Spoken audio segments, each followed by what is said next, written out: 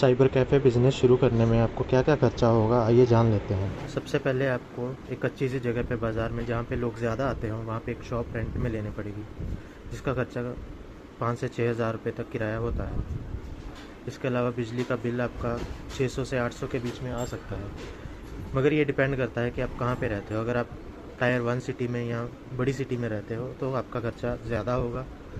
अगर आप छोटी सिटी में या किसी गाँव में शुरू करते हैं तो आपका खर्चा कम होगा। इसके अलावा आपको एक कंप्यूटर की ज़रूरत पड़ेगी, जो कि 12 से 15,000 रुपये का आराम से बन जाता है साइबर कैफ़े के काम के लिए। इसके अलावा आपको एक टेबल और कुछ चेयर की ज़रूरत पड़ेगी, उसका खर्चा आपको 10,000 रुपये आएगा। एक प्रिंटर लेना पड़ेगा आपको, वो आप इप्सन या कैनन का ले सकते हैं, करीब 13,000 के आसपास आ जाता है। इसके अलावा आपको डॉक्यूमेंट और आईडी कार्ड लैमिनेशन करने के लिए 2 से 2,500 रुपये की एक लैमिनेशन मशीन लेनी पड़ेगी।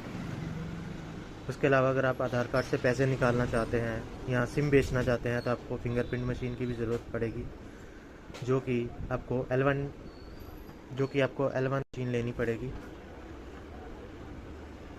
जो करीब 3,000 रुपये की आएगी।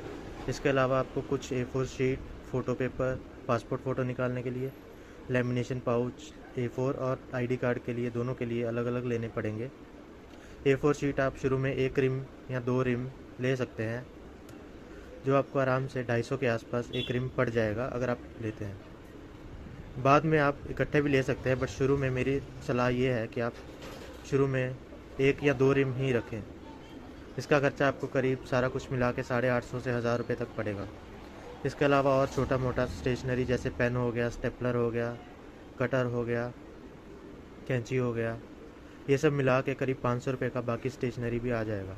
इस तरह से अगर देखा जाए तो आपको साइबर कैफ़े का बिज़नेस शुरू करने के लिए करीब 46,950 रुपये से लेके 51,800 के बीच में खर्चा आ सकता है, यानी कि मोटा मोटा 50,000 रुपये में आप अपना साइबर कैफ़े का बिज़नेस शुरू कर सकते हैं।